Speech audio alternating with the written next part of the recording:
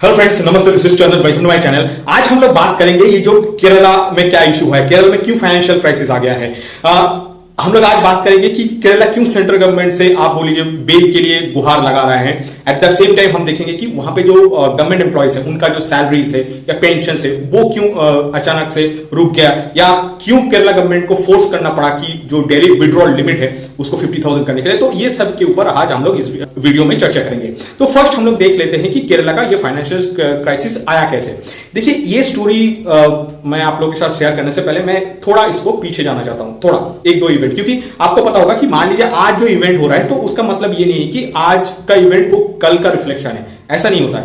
वो बहुत दिनों से कुछ चीजें गलत हुआ है तो उसके कारण आज वो प्रॉब्लम खड़ा हुआ है। तो जानने का कि इनमें से कौन सी स्टेट ओवरऑल सारे क्राइटेरियाज को देखा जाए एक करके, कौन सी स्टेट नंबर 1 पे आती है। आप जवाब इसका गेस कर ही सकते होंगे, इसका जवाब है केरला।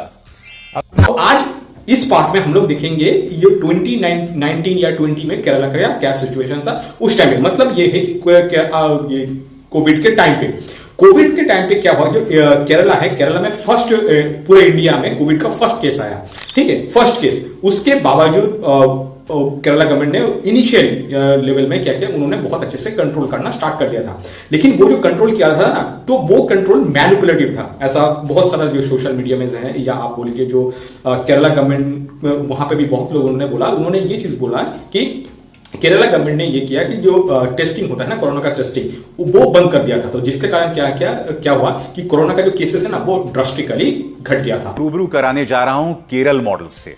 क्या आप जानते हैं कि केरल इस वक्त देश से 2 कदम आगे चल रहा है। वो अभी से इस बात की प्लानिंग कर रहे हैं कि लॉकडाउन किस तरह से हटाया जाए, और उसके लिए इस शख्स पिनरई विजयन ने इस बात की घोषणा की है कि अगर लॉकडाउन खत्म किया जाएगा तो किन 3 चरणों के अंतर्गत खत्म किया जाएगा। क्यों नहीं केरल के मुख्यमंत्री पिनराई विजयन को कोविड-19 से होने वाली लड़ाई का कप्तान बना दिया जाता है। इस सिचुएशन के बावजूद भी एक स्टेट है इंडिया में जहां पर ये ट्रेंड उल्टा ही देखने को मिल रहा है, जहां पर number of active cases actually में नीचे जाने लगे हैं, और वो स्टेट है केरला। लेकिन 3 करोड़ 50 लाख की आबादी के स्टेट केरला में जिस तरीके से कोरोना के केसेस को कंट्रोल किया, इसकी तारीफ पूरी दुनिया भर कर रही है, सिवाय हमारे देश को छोड़कर। मुख्यमंत्री पिनरई विजयन से लड़ाई लड़ रहे हैं वो केरल जो इस वक्त एक मॉडल बन गया है पूरे देश के लिए। Announced. But in just 50 days, Kerala has successfully managed to control the pandemic. Kerala is the state that the nation is looking to for answers to the coronavirus crisis. It's the only state where the coronavirus cases have come under control. Remember, the change dramatically. Yes, we have been promised by the Kerala government that we will be getting 42,000 per month for a period of 3 months. And later on, once we are working for almost 2 months now. And we have not received even a single penny from the Kerala government. लेकिन आप जब उसका आप बोलिए थोड़ा अंदर में जाएंगे, जाके वो पिक्चर को और चीजों के ऊपर और भी थोड़ा स्टडी करेंगे तो वहां पे आपको क्लियर पता चलेगा। ड्यूरिंग कोविड टाइम वहां पे जो एक ग्लॉसी पिक्चर क्रिएट किया गया था ना, ऐसा था नहीं। वहां पे डॉक्टर्स को सैलरी नहीं मिला, जो मेडिकल रिप्रेजेंटेटिव था या नर्सेस थी, तो उन लोगों को सैलरी नहीं मिला, ठीक है। लेकिन लेफ्टिस्ट मीडिया आप बोलिए जितना भी है, जो लोग केरला को सपोर्ट करता था, वो उस टाइम पे केरला का जो मॉडल था ना वो प्रेज कर रहा था। बट प्रॉब्लम ये है at the same time corona का जो केसेस था ना वो भी बहुत बढ़ रहा था, और ये जो लेफ्टिस्ट मीडिया है वो केरला मॉडल को सपोर्ट इसलिए कर रहा था क्योंकि उस टाइम पे आप बोलीजिए कि बहुत सारा स्ट्रेटेजी है कोरोना का लड़ने में, तो वो बहुत अच्छा स्ट्रेटेजी है, बहुत एकदम आप बोलीजिए जो पिनरई विजयन है उनको कैप्टन बना देना चाहिए। वहां पे जो एक्टिव केसेस है वो एक्टिव केसेस बहुत घट गया, इसलिए हमें केरला का जो मॉडल है वो पूरा इंडिया में इंप्लीमेंट करना है। एट द सेम टाइम आपका मान लीजिए आप कोरोना के लिए कैसे फाइट करेंगे, उसका जो आंसर है ना वो पिनरई विजयन के पास है, ठीक है। तो ये सब के ऊपर या बोलिए इसको बेसिस रखते हुए केरला मॉडल को उस टाइम पे प्रेज किया गया था। लेकिन जो फैक्ट, जैसे मैंने पहले ही बोल दिया, कोरोना का जो केसेस है वो बहुत बढ़ रहा था। एट द सेम टाइम उन्होंने जो टेस्टिंग था वो बंद कर दिया था, एंड जो पीलाइट्स है, डॉक्टर्स, नर्सेस या मेडिकल रेस्पॉन्स वो खत्म नहीं हो रहा था। अब ये कोरोना का केसेस मैं क्यों आप लोगों के साथ शेयर कर रहा हूं, तो आप 1-2 मिनट रुक जाइए, मैं इसके बाद जो चीजें बोलूंगा आप उसको रिलेट कर पाएंगे। एंड उस टाइम पे कोरोना के टाइम पे भी क्या हुआ था कि ये जो सुप्रीम कोर्ट ने भी केरला गवर्नमेंट को फटकार लगाया था। उन्होंने ये बोला था कि ये डिस्पाइट कि कोरोना का जो केसेस है बहुत बढ़ रहा है, लेकिन उसके बावजूद जो रिस्ट्रिक्शन था ना, वो रिस्ट्रिक्शन उन्होंने उसको ईज आउट कर दिया था। ये सब चीजें सुप्रीम कोर्ट ने भी केरला गवर्नमेंट को पूछा था उस टाइम पे। अब धीरे धीरे ये तो हो गया कोरोना के टाइम पे, और उसके बाद हम लोग आ जाते हैं कि ये जो रेमिटेंस और आप बोल लीजिए जो टूरिज्म इंडस्ट्री है। आपको पता होगा केरला का जो जितना जीडीपी है, स्टेट का जो जीडीपी है, उसमें बहुत बड़ा चंक होता है टूरिज्म सेक्टर का।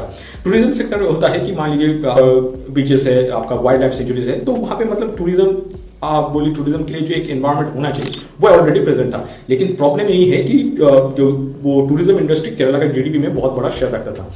अब कोरोना के चक्कर में क्या हुआ कि सब तो बंद हो गया ना, मतलब आप एक जगह से दूसरी जगह मूव नहीं कर सकते। तो इससे क्या हुआ कि केरला का जो रेवेन्यू आने वाला था वो बंद हो गया।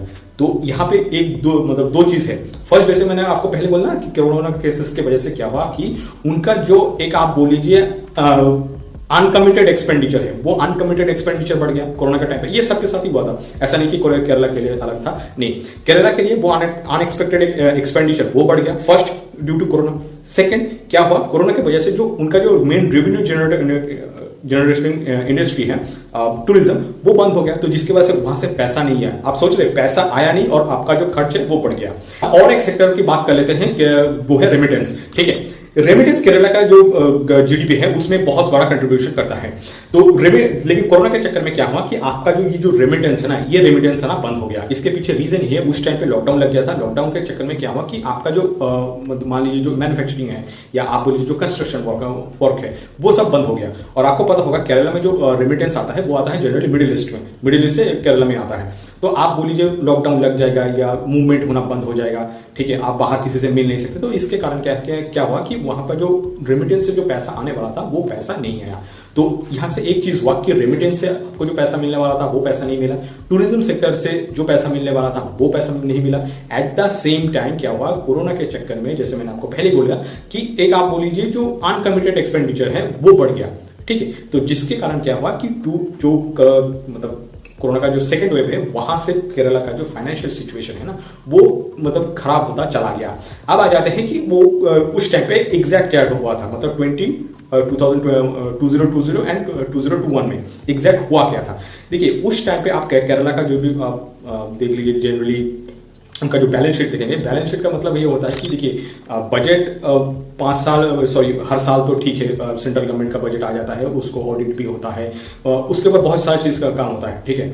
लेकिन स्टेट के लिए, ये हर स्टेट के लिए एप्लीकेबल है कि हर स्टेट क्या करता है, जो अपना आप बोल लीजिए जो बजट होता है या इकोनॉमिक सर्वे जो चीज़ होता है ना, वो सब चीज़ें पब्लिश नहीं करता है, मतलब हर ईयर का पब्लिश नहीं होगा। मान लीजिए कोई 2022 है वो पब्लिश कर देगा 2016 का, ठीक है, वो डेटा पब्लिश होता है। तो मैं यहाँ पे जो फिगर्स आप लोगों के साथ शेयर करूंगा वो ऐसा नहीं, वो ऑडिटेड फिगर नहीं है, तो इधर उधर थोड़ा बहुत हो सकता है। अब आ जाते हैं कि 2020 और 2021 में एग्जैक्ट क्या हुआ था। देखिए 2020 और 2021 में वहां पे जो पब्लिक डेप्ट है ना, पब्लिक डेप्ट केरला का ये जो कोरोना के चक्कर में या आप बोलिए रेमिटेंस में हिट हुआ है, टूरिज्म सेक्टर में हिट हुआ है, तो जिसके कारण उनका जो पब्लिक डेप्ट है ना, वो पब्लिक डेप्ट ऑलमोस्ट 2.5 लाख करोड़ के आसपास हो गया था, 2.5 लाख करोड़ के आसपास हो गया था। और उसके बाद आप देख लीजिए ये जो स्मॉल सेविंग्स या आप बोलिए जो प्रोविडेंट फंड, ये सब भी ऑलमोस्ट 1.5 लाख करोड़ के आसपास हो गया था। तो ऑलमोस्ट 4 लाख करोड़ का पब्लिक डेट हो चुका है। अब केरला का जीडीपी देखिए, केरला का जीडीपी रफली 11 करोड़ के आसपास है। 11 करोड़ में से आपका ये जो 4 लाख है ना, 4 लाख ये आपको तो पे करना पड़ेगा, मतलब 40% वो पब्लिक डेप्ट में चला गया। तो आप मान लीजिए आपके पास 100 रुपए इनकम है, उसमें से 40 रुपए आपका डेप्ट में चला, सिर्फ डेप्ट सर्विसिंग में जा रहा है। तो आपके लिए मान लीजिए जो और जगह होता है, मतलब जहाँ पे कैपिटल आउटले हुआ है, मतलब इंफ्रास्ट्रक्चर के लिए पैसा देना पड़ेगा, तो वो सब चीजें आप नहीं कर पाएंगे।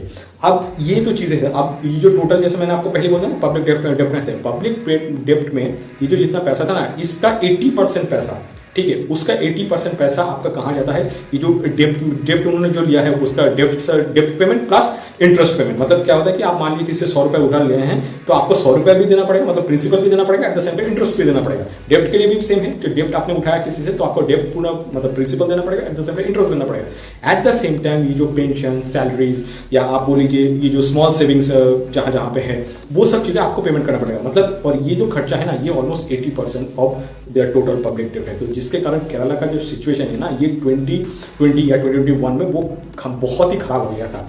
और उसका रिफ्लेक्शन देखिए अब आ जाता है कि ये जो 2023 और 2024 में एग्जैक्ट क्या हुआ है, हम वो चीज़ें आप देख लेते हैं। देखिए, जो मीडिया में बहुत जगह पे बोल रहा है, मतलब जनरली डिस्कस हो रहा है कि जो केरला का जो नेट बोरोइंग सीलिंग्स है ना, इसको सेंट्रल गवर्नमेंट ने ट्वीट कर दिया है। तो ये जो चीज़ है ना कि सेंट्रल गवर्नमेंट ने ट्वीट किया है, तो इसको थोड़ा समझ लेते हैं ये चीज़ क्या है। नेट बोरोइंग सीलिंग्स होता है, ये FRBM एक्ट से डिराइव्ड है, 2003 का ये एक्ट है। इसमें क्या बोला गया है कि आपका जितना भी मान लीजिए आपका जो GDP है, आपका मान लीजिए जैसे केरला का GSDP क्या है 10 लाख करोड़, हम लोग राउंड फिगर में देख लेते हैं, exact I think 12 lakh crore के आसपास होगा। तो फॉर टाइमिंग उसको मान लेते हैं 10 लाख करोड़ है, उसका 4% मतलब रफली आप 40,000 करोड़ के आसपास आप ये डेप्ट उठा सकते हैं। तो केरला के लिए ये जो अमाउंट है फॉर 2023-2024 ये अमाउंट है रफली 29,000। अच्छा, आप टेक्निकली देखेंगे तो ये अमाउंट आता है आपका 32,000 करोड़ रफली, लेकिन 33,000 मतलब वो तो एलिजिबल है, लेकिन उनको 29,000 ही एलोकेट कर दिया गया है। इसके पीछे रीजन ये है, पिछले साल इन्होंने 3,000 जो करोड़ है ना वो उन्होंने एक्स्ट्रा खर्च कर लिया था, तो वो चीज़ इधर एडजस्ट करना पड़ेगा। तो जिसके कारण इस बार क्या हुआ, तो उनको सिर्फ 29,000 दिया गया है, या उनके पास वो उतना डेप्ट ही अलाउड है, ठीक है, मार्केट से आप उतना ही उठा सकते हैं। और इसमें और एक कैच है कि ये जो अमाउंट है ना, इसका 75% मान लीजिए 30,000 का 3/4 कर लेंगे तो रफली आपका कितना आएगा, 21,000 के आसपास आ गया। 21,000 आप फर्स्ट जो 9 मंथ है उस 9 मंथ में आप उसको उठा सकते हैं, ठीक है, उठा सकते हैं या खर्च कर सकते हैं, आप ये चीज़ कर सकते हैं, मतलब आप पहले उठाएंगे उसके बाद खर्च करेंगे। लेकिन केरला गवर्नमेंट के लिए क्या हुआ कि उनके ऊपर, जैसे मैंने आपको पहले बोला, पब्लिक डेप्ट बहुत है, ठीक है, तो जिसके कारण उन्होंने क्या किया या उन्हें फोर्स किया गया है कि ये जो अमाउंट है ना 21,000, ये 21,000 फर्स्ट जो 6 मंथ है, इस 6 मंथ में चीज़ें खत्म हो गया। अब जब 6 मंथ के बाद खत्म हो गया तो उसके बाद क्या है, और पैसा तो आपके पास नहीं है ना, ठीक है, और पैसा आप उठा भी नहीं सकते और आपके पास पैसा है भी नहीं, ये चीज़ वो है। तो जिसके कारण ये लोग चला गया है अभी ये जो सुप्रीम कोर्ट में क्या हुआ और कपिल सिब्बल ने क्या बोला, हम उसके ऊपर थोड़ा आएंगे। लेकिन उससे पहले जो एलिगेशंस ये लोग अभी बोल रहे हैं ना, कि हम उसको थोड़ा डिबंक करने की कोशिश करते हैं। देखिए, अब बहुत जगह पे या सोशल मीडिया में या चर्चा, बहुत जगह पे चर्चा में ये आ रहा है कि केरला को सेंट्रल गवर्नमेंट से पैसा नहीं मिल रहा है, ठीक है, ये एलिगेशंस है। लेकिन मैं आपको बोलता हूँ, ये जो केरला गवर्नमेंट को ग्रांट के हिसाब से, मतलब as a grant central government ने 2022-2023 में रफली 13,117 करोड़ दिया है। 2021, ठीक है, मतलब 2021 उस ईयर में 15,322 करोड़, 2022 में 19,891 करोड़ दिया गया है। मतलब over a period time, from Covid to अब 2023 तक बहुत पैसा दिया गया है, ऐसा नहीं कि पैसा नहीं दिया गया है। तो जो लोग बोल रहे हैं ना कि मान लीजिए स्टेट में GST इंप्लीमेंट होने से हमारा लॉस हो गया और जिसके कारण हमारा ये सिचुएशन है, ऐसा नहीं है। आप मान लीजिए GST आपको पता होगा 2017 में इंप्लीमेंट हुआ है, तो आप मान लीजिए 2017 में इंप्लीमेंट हुआ, बहुत सारा जो स्टेट है हो सकता है कि उनको थोड़ा लॉस हुआ है, तो जिसके कारण सेंट्रल गवर्नमेंट ने ये बोला है कि जो जितना लॉस हुआ है उसका एक अमाउंट वो हर साल देता रहेगा। और सिमिलरली केरला भी वो मिल रहा है, ऐसा नहीं है कि सेंट्रल गवर्नमेंट ने पूरा हाथ खींची है चीज़ों के ऊपर। आपको पता होगा ये वेस्ट बंगाल फर्स्ट होता है एक ग्रांट रिसिप्ट में, उसके बाद जो एक ग्रांट रिसिप्ट होता है, मतलब रिसिप्ट जो आप बोलिए स्टेट है वो केरला है। तो केरला को पैसा दिया गया है, ऐसा नहीं कि पैसा नहीं दिया गया है, लेकिन उनका जो सिचुएशन है वो कोई भी कारण हो सकता है, तो जिसके कारण ये आप बोल लीजिए उनके पास वो पैसा नहीं है। सेंट्रल गवर्नमेंट बोल रहा है कि केरला इसके लिए रिस्पॉन्सिबल है, केरला गवर्नमेंट बोल रहा है सेंट्रल इसके लिए रिस्पॉन्सिबल है, इसीलिए ये लोग चला गया है सुप्रीम कोर्ट में।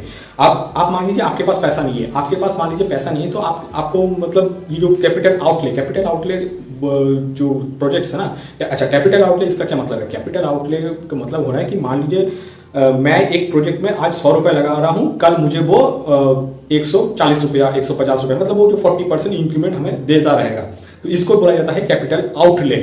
तो कैपिटल आउटले जनरल केस में, स्पेशली ये जो इकोनॉमी में जो इंफ्रास्ट्रक्चर जो प्रोजेक्ट है ना उसमें लगाया जाता है। तो केरला के लिए आप मान लीजिए जो डेप्ट सर्विसिंग है उसके बाद पैसा बचता नहीं है, तो जिसके कारण ये जो कैपिटल आउटले के लिए पैसा नहीं बचता है। तो आप कैपिटल आउटले के लिए पैसा नहीं बचेगा तो मतलब क्या है, आपका जो रेवेन्यू है वो रेवेन्यू हट होगा, ये होगा ही होगा। और ये देखिएगा सेंट्रल गवर्नमेंट और ये जो केरला का जो टसल चल रहा है अभी सुप्रीम कोर्ट में, उस जो सुप्रीम कोर्ट का आप जितना भी ऑर्डर्स आया है या आप बोलिए जितना भी आउटकम्स आया है, वहाँ पे जो फाइंडिंग्स उन्हें मिला है, तो उसमें से आप देखिएगा कि केरला का जो फिस्कल डेफिसिट है ना, फिस्कल डेफिसिट ऐसा नहीं कि आज बिगड़ गया है, केरला का आप बहुत मतलब कांग्रेस के टाइम से या मतलब कांग्रेस का मतलब यूपीए के टाइम से यूपीए 1 यूपीए 2 अब NDA 1 NDA 2 I think NDA 3 भी हो जाएगा। तो ये जो ओवरऑल पीरियड है इस टाइम पे उनका जो फिस्कल डेफिसिट विच इज 4% मतलब वो बहुत ही हाई लेवल पे है। ठीक है, कोई भी मतलब आप किसी भी एरा में रह लीजिए, किसी भी ईयर में देख लीजिए, उनका जो फिस्कल मैनेजमेंट है ना वो बहुत ही घटिया मैनेजमेंट है। पूरा इंडिया में देखिए फिस्कल डेफिसिट अलाउड है या आप बोल लीजिए फिस्कल डेफिसिट है रफली 2.5%, लेकिन केरला के लिए इट इज 4%। तो ऐसा नहीं कि केरला को मतलब केरला में एनडीए गवर्नमेंट से इशू है, एनडीए गवर्नमेंट से उनका इशू नहीं है। उनका जो मेन प्रॉब्लम है वो है ये जो फाइनेंशियल मिसमैनेजमेंट, जो कि बाद में सुप्रीम कोर्ट ने भी यही बोला है कि आपका फाइनेंशियल मिसमैनेजमेंट की वजह से आपका सिचुएशन ये है। अब आ जाते हैं और एक सेगमेंट जहां पे केरला को आइडियली वो बहुत अच्छा परफॉर्म करना चाहिए, लेकिन आप बोलिए एक लेथार्जी था जिसके कारण वो जो सेगमेंट है उस सेगमेंट में उन्होंने बहुत अच्छा परफॉर्मेंस नहीं दिया। वो सेगमेंट क्या है? वो है ये जो बिजनेस एनवायरनमेंट सेगमेंट। उस सेगमेंट में मैं आपको बताऊं एक तो कंट्रोवर्सी मैं आप लोगों के साथ शेयर करना चाहता हूं, वो है ये कंट्रोल हमने ये जो इलेक्ट्रल बॉन्ड्स है ना उस टाइम पे ये चीजें डिस्कस कर लिया था। यहाँ पे बस मैं वो मेंशन करना चाहता हूँ, वो है ये जो सीबीओएम चेकअप्स, मतलब जो केरला में प्राइवेट इंडस्ट्री सबसे जो मतलब प्राइवेट इंडस्ट्री में सबसे ज्यादा एम्प्लॉयमेंट जनरेट करता है वो है काइटेक्स गारमेंट्स। तो काइटेक्स गारमेंट के साथ केरला में वो तूतू में होना स्टार्ट हो गया था। मतलब ये हुआ है 2000 ये मतलब कोविड के बाद, ठीक है, 2021, 22, 23 इस टाइम पे हुआ था। तो जिसके कारण क्या हुआ कि सीबीओएम चेकअप ने वो केरला से अपना जो इन्वेस्टमेंट है, अब आई थिंक रफली 3500 करोड़ का एक इन्वेस्टमेंट था, उन्होंने वो चीज पुल आउट कर लिया और पुल आउट करके चला गया डायरेक्ट मतलब तेलंगाना में। और तेलंगाना में जब चला गया तो तब उन्होंने एक चीज विजयन को बोला था कि मतलब केरला का जो सीएम है उन्हें बोला था कि आप हमसे पंगा मत लीजिए, आप मेरे पीछे आएंगे तो मैं आपका जो आपका जो बेटी का जहाँ पे ये मनी लॉन्ड्रिंग या जो भी करप्शन का इशू है वो सब चीज़ें पब्लिक हो जाएगा। ठीक है, मतलब केरला में जो सिचुएशन है ना वो सच में बिजनेस एनवायरनमेंट के लिए बहुत एक जो ग्लॉसी पिक्चर नहीं है, जैसे बहुत सारा मीडिया में प्रोट्रेट किया जाता है ना कि यहाँ पे कोई बहुत अच्छा एनवायरनमेंट है, ऐसा एनवायरनमेंट केरला में नहीं है। ठीक है, और इसके कारण क्या हुआ कि वहाँ पे आप मान लीजिए कोई बिजनेस लगा रहा है तो वहाँ पे लॉजिकली कोई आपका रॉ मटेरियल वहाँ पे सेल होगा, तो मतलब क्या है आपका स्टेट जीएसटी में कंट्रीब्यूशन होगा, वहाँ पे एम्प्लॉयमेंट जनरेट होगा का इसका मतलब ये है कि मान लीजिए वहाँ का जो ओवरऑल इकोनॉमी है उस इकोनॉमी सुधारना धीरे धीरे स्टार्ट हो जाएगा। लेकिन आप मान लीजिए वहाँ से इंडस्ट्री कहीं और जगह पे जा रहा है तो मतलब ये है वहाँ पे जो रेवेन्यू आने वाला था वो रेवेन्यू नहीं आया। ठीक है, तो जिसके कारण भी केरला का जो आप बोलिए जो सोर्स है मतलब पैसा आने का जितना सोर्स था वो धीरे धीरे कम होता गया। और बहुत लोग बोल रहे हैं ना कि ये जो केरला मतलब सेंट्रल गवर्नमेंट केरला को उतना अलाउ नहीं किया, ठीक है, रेवेन्यू जनरेट करने के लिए। लेकिन आप सोच के देखिए केरला एकमात्र स्टेट है पूरा इंडिया में जिन्होंने ऑलमोस्ट 30% पेट्रोलियम टैक्स लगा के रखा है। इतना हाई टैक्स किसी स्टेट में नहीं है, बहुत सारा स्टेट में हाई है, मतलब 25%, 22%, बहुत जगह पे 28% है, लेकिन केरला जैसे स्टेट में 30% आप पेट्रोलियम के ऊपर टैक्स लगा रहे हैं। तो वो चीज एक चीज यहां से आप क्लियर हो जाइए कि देखिए एक जो प्रोडक्ट है ना, एक प्रोडक्ट को आप एक लिमिट तक ही टैक्स रखिए, उसके ऊपर आप जब टैक्स लेना मतलब करने की कोशिश करेंगे तो उससे क्या होगा, लोग ये जो चोरी करना ये सब सीख जाएगा। तो ये भी एक प्रॉब्लम है कि मान लीजिए वहाँ पे सिंस पेट्रोलियम का जो टैक्स है वो बहुत है, लोग क्या करता है बाहर से वो पेट्रोलियम लेके केरला आ गया था, तो केरला का जो जीएसटी मिलने वाला था, मतलब जीएसटी कर्नाटका में आपका ये जो पेट्रोलियम का जो जीएसटी है वो थोड़ा कम है, तमिलनाडु में भी थोड़ा कम है। जब बीजेपी गवर्नमेंट कर्नाटका में था तो वहाँ पे तो और भी कम था। तो जिसके कारण क्या है, लोग क्या करता था वो वहाँ से पेट्रोलियम लेता था और ये केरला आ जाता था। तो इस कारण क्या हुआ कि केरला का जो टैक्स मिलने वाला था उनका जो हक था टैक्स के ऊपर वो भी धीरे धीरे कम होता गया। तो ये भी एक प्रॉब्लम है। और जैसे मैंने आपको पहले ही बोल दिया, जो कपिल सिब्बल जब वहां पे गया सुप्रीम कोर्ट में कपिल सिब्बल ने ये बोला कि केरला को फॉर टाइम में इमीडिएट 15,000 करोड़ का लोन चाहिए। ठीक है, इधर सेंट्रल गवर्नमेंट उन्हें दे दे, अदरवाइज उन्हें अलाउ किया जाए कि वो पब्लिक डेट यूज करके वो चीज उठाने मतलब ये डेट उठाएगा। ठीक है, वो चीज अलाउ कर दिया मतलब करने के लिए। लेकिन सेंट्रल गवर्नमेंट ने बोल दिया कि नहीं, ये तो पूरा FRBM जो एक्ट है उसका वायलेशन है। अब मान लीजिए हम आपके लिए कर देंगे तो कोई और स्टेट आ जाएगा और हम बोल देंगे कि हमें भी अलाउ कर दीजिए, तो ये चीज़ एक कैवास हो जाएगा। तो उन्होंने ये बोला था सेंट्रल गवर्नमेंट ने कि आप फॉर टाइमिंग 5,000 करोड़ ले लीजिए, और लेकिन ये 5,000 करोड़ आपका जो नेक्स्ट ईयर में वो एडजस्ट हो जाएगा। लेकिन कपिल सिब्बल ने इसके ऊपर माना नहीं, वो चीज़ें पूरा रिजेक्ट हो गया। तो जिसके कारण जो मतलब बोरोइंग जो सीलिंग है वो से बोरोइंग सीलिंग भी ब्रेक नहीं हो। और उन्होंने सेंट्रल गवर्नमेंट ने और भी एक चीज़ बोला था कि आप जब 5,000 करोड़ ले रहे हैं तो आपका जो एडहॉक बोरोइंग है, ये एडहॉक बोरोइंग भी आप नहीं कर सकते। ठीक है, तो ये सब टर्म्स एंड कंडीशन था। तो जिसके कारण ये क्या हुआ, ये जो पूरा बोरोइंग का मैटर है ना, ये बोरोइंग का मैटर मतलब कुछ सोल्यूशन हुआ नहीं, वो चीज़ें क्लोज हो गया।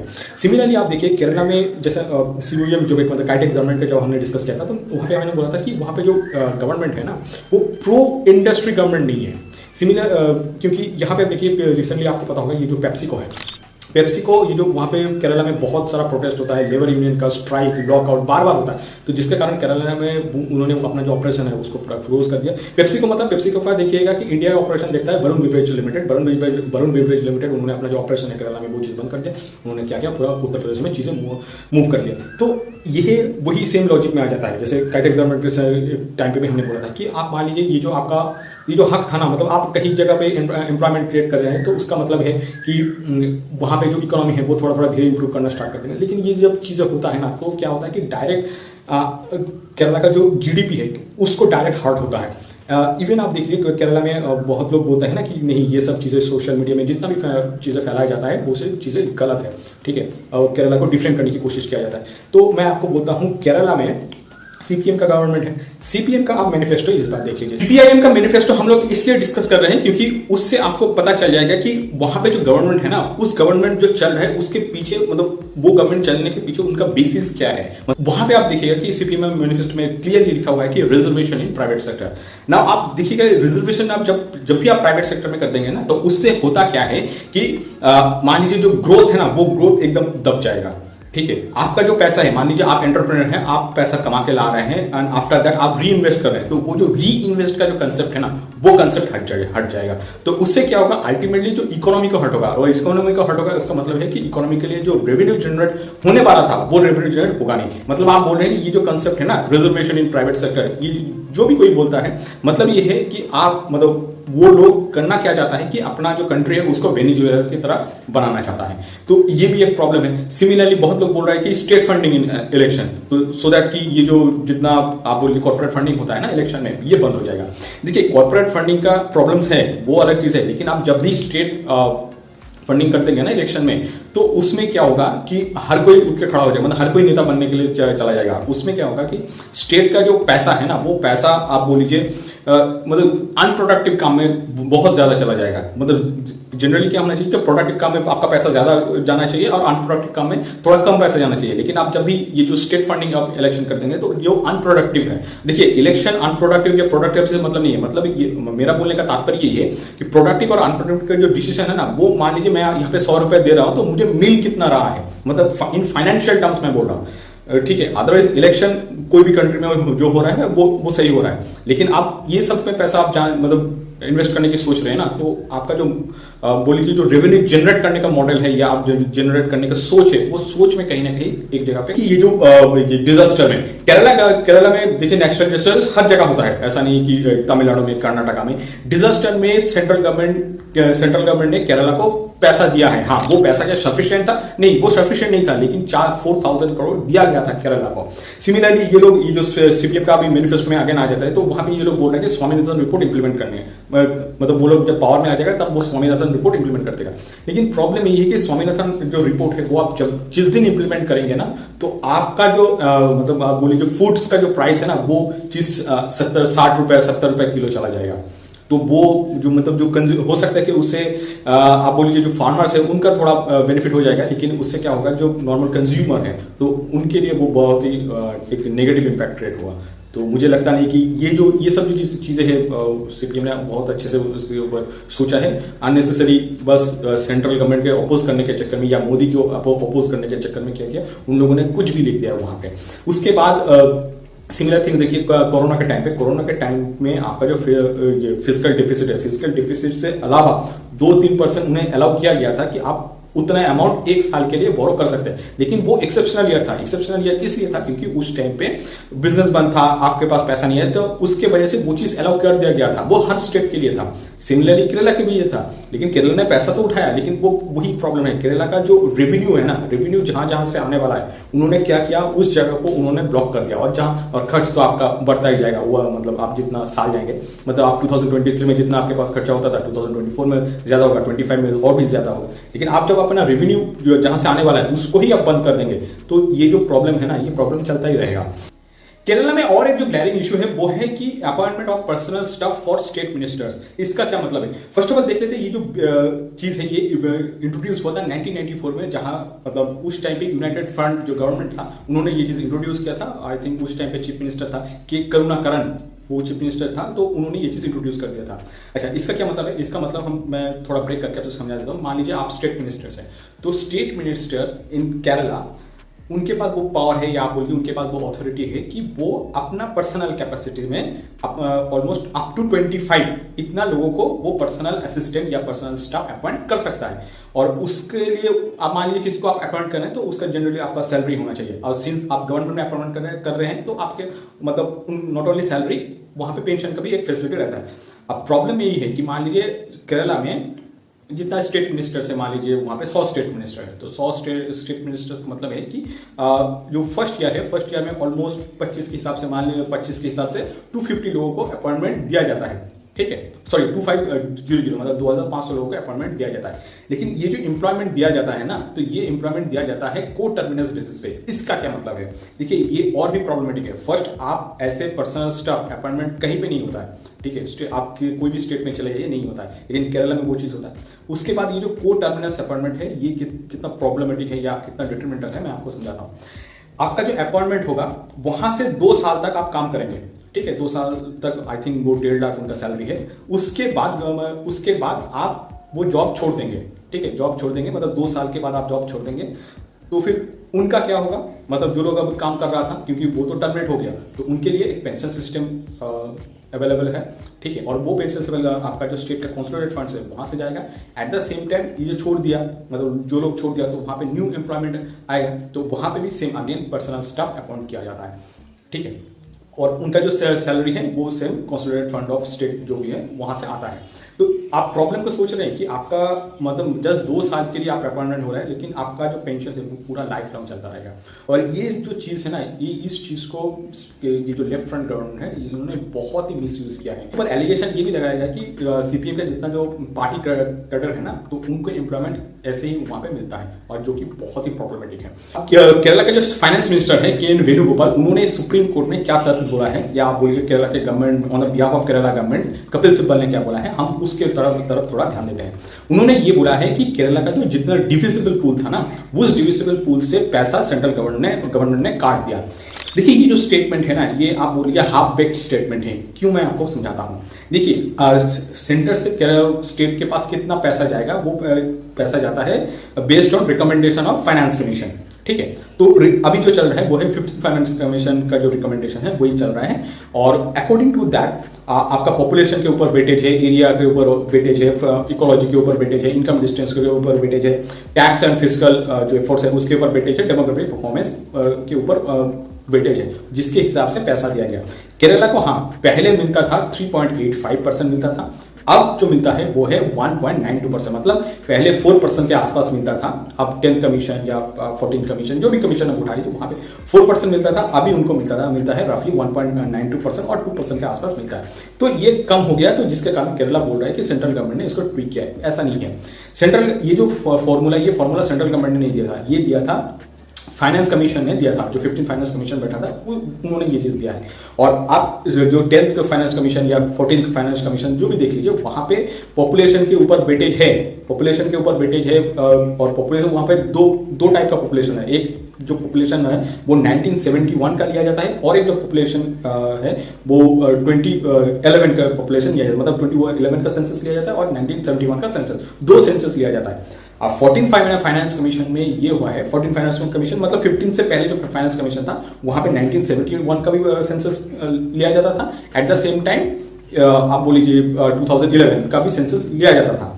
तो इसके कारण क्या हुआ कि डेफिनेटली केरला को थोड़ा ज्यादा पैसा मिलता था, लेकिन जब 15th फाइनेंस कमीशन आया तो उन्होंने क्या किया, जो 1971 का जो सेंसस था ना, वो सेंसस को उन्होंने 0 कर दिया, जो कि करना चाहिए, मुझे भी लगता है कि ऐसा करना चाहिए। लेकिन ये जो आप मान लीजिए टैक्स एंड फिस्कल एफर्ट जो पहले नहीं था वो अभी है, तो उससे भी तो केरला को पैसा मिलता है। सिमिलरली डेमोक्रेटिक परफॉर्मेंस जो पहले नहीं था अभी वो पैसा मिल रहा है, तो मतलब 12.5% मिलता है, या टैक्स फिस्कल एफर्ट में 2.5%, तो ये सब चीजें उन लोगों को मिलता है। और सिर्फ केरला नहीं है कि जिसका मान लीजिए जो डिविजिबल पूल से पैसा कम हो गया, कर्नाटका में प्रॉब्लम, मतलब कर्नाटका के लिए भी वो कम हो गया, तेलंगाना के लिए कम हो गया, उड़ीसा के लिए कम हो गया। तो ये जो प्रॉब्लम है ना, ये प्रॉब्लम तो फिर सिर्फ केरला में क्यों है, इसके पीछे वो लोग जो रीजन बोलते हैं कि उन्होंने पॉपुलेशन कंट्रोल किया है। देखिए ऐसा कुछ नहीं है। एक जो स्टेट है उस स्टेट का एक पॉपुलेशन ग्रोथ होता है। जैसे मैं यहाँ पे एक विकिपीडिया पेज दे दूंगा, वहां से आप देख लीजिए कि केरला का जो पॉपुलेशन ग्रोथ है वो पॉपुलेशन ग्रोथ जितना बढ़ना चाहिए हाँ वो बढ़ा है।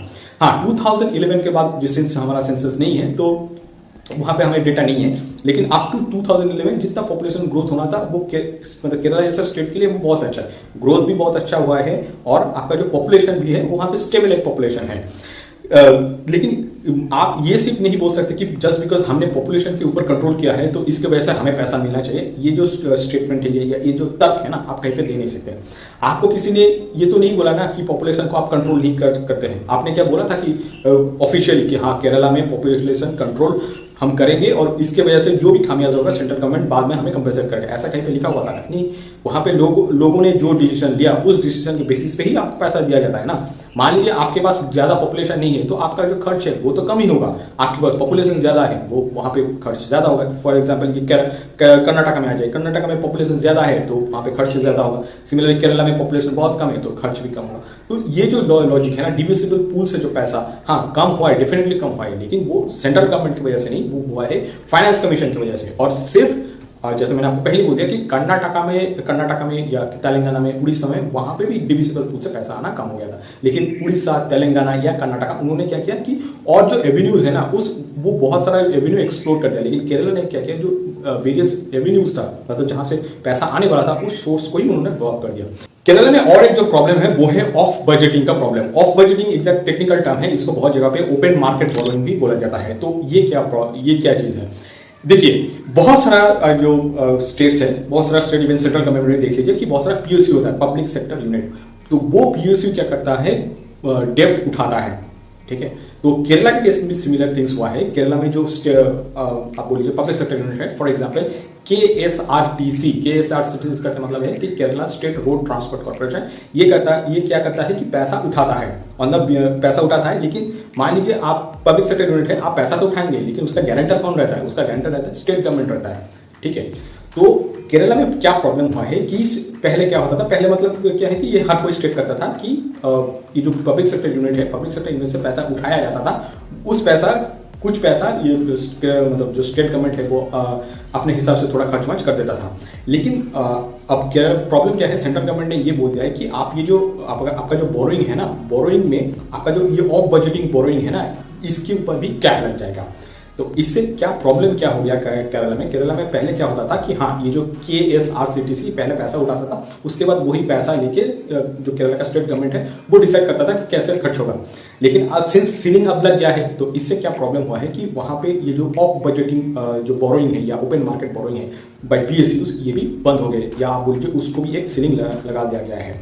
तो ये एक जगह है जहां पे सच में केरला को एक नी जाक रिएक्शन मिला है। तो जिसके कारण पहले थोड़ा बहुत ज्यादा पैसा आ जाता था, या आप मान लीजिए उनके पास थोड़ा बहुत और पैसा आता था कि वो लोग डिसाइड करता था कि हाँ हम यहाँ पे भी थोड़ा देंगे, वहां पे भी देंगे। लेकिन वो सब चीजें क्या हुआ कि अब वो नहीं हो पा रहा है। तो ये भी एक रीजन है जिसके कारण केरला का जो फाइनेंशियल सिचुएशन है ना वो बहुत ही खराब हो चुका है। और ये सिर्फ ऐसा प्रॉब्लम सिर्फ केरला के पास नहीं है, ये प्रॉब्लम पंजाब के पास भी है, वेस्ट बंगाल के पास भी है।